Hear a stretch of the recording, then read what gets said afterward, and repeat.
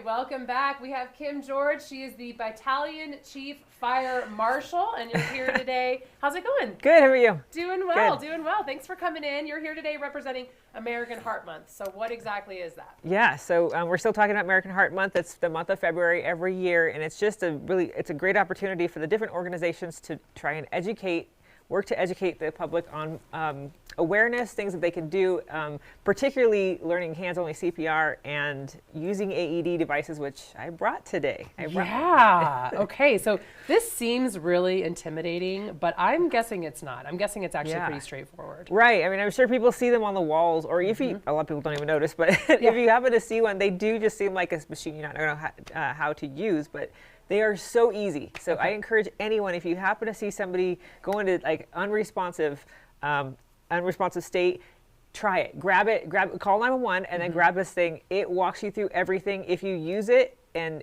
there is cardiac arrest, the first minute, it increases their chances to like 90%. Okay, so when you were here last week, I learned something new. I learned the difference between a heart attack and cardiac arrest, because I honestly didn't know that there is a difference. Heart attack, you start kind of get some symptoms, maybe a tingling arm, a pain in the chest. Right. Cardiac arrest, you just drop, you're done. Right.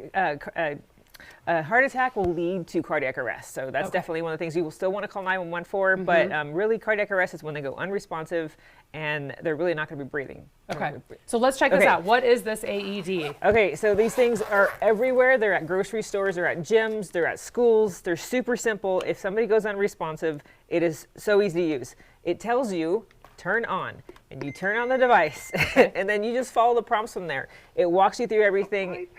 The patient's bare chest. It tells you what to do. Okay. It shows you a picture of where it should be. It shows you where the pads should be on these. So it's really foolproof. The hardest part is getting their shirt up.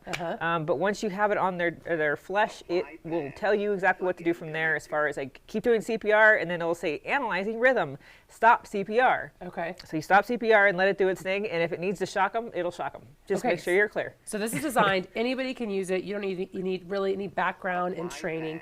And so it's not like in the movies where they go, clear, boom. Nope. This is the current's coming out of here. Correct. You don't have to do anything. Once you get the pads on, it'll do it for you. Right, but once you get the pads on, keep doing CPR until it tells you to stop, and it'll tell you it's going to analyze rhythm. And if it says it needs to shock, it will tell you stand clear. Okay. So that's when you don't want to touch them, because that electricity can pass through you. Okay. And then something else I learned when you were here last week is that if you're doing CPR, you do it to the rhythm of the song Staying Alive. That's right. Yeah, very cool. And I saw on your social media that you guys have an online class you're encouraging people to take. Yeah, it's like 5 minutes. It's super easy. I mean, it's really just finding just below the center of the sternum, and just hand over hand with your arms straight at that same stay in live rhythm, and it makes a big difference. Electricity makes the bigger difference, but if it's not indicated, the compressions are And then tell me that statistic one more time. If somebody goes into cardiac arrest and you immediately start CPR, you increase their chances of living by 10 times, did you say? It's if it's within the first minute that they need it and it actually shocks them, it's like a 90% survival rate. Wow. So it is a huge difference. It makes a significant difference. Wow. Okay. So here it is, an AED machine. Very cool. Very cool. And so now that Kim's told us about this, I guarantee people are going to start to notice them out in public. Like you said, they are in a lot of public areas. They're everywhere. We're just not looking for them. We don't see them, but schools have them, libraries, grocery stores, things like that. Let's hope nobody ever has to use them. Yeah. But this is great knowledge just in case, because like you said, it really does increase somebody's chances of surviving. It makes a big difference. The majority of cardiac arrest happens in the patient's home, so which is why it's also super helpful to learn CPR. But it happens elsewhere. So if it does happen elsewhere and you have access to this, please use it, because they make a big difference. They're very easy to use. They save lives, truly. All right, well, here it is, guys. Check this out, the AED machine. Like I said, I hope you never need to use it, but if you do, it looks like it's pretty foolproof. Head over to the social media page. Remind us of your social media.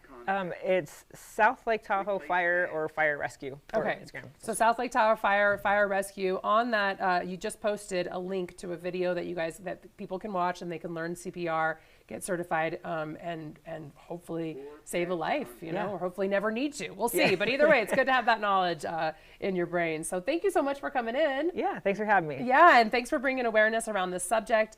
Again, I did not know the difference between a heart attack and cardiac arrest. This was all new to me. So we appreciate everything that you guys do, keeping the community safe, and so many different ways, right? I mean, whether it's fire safety, whether it's this, you guys do it all. So thank you for coming in.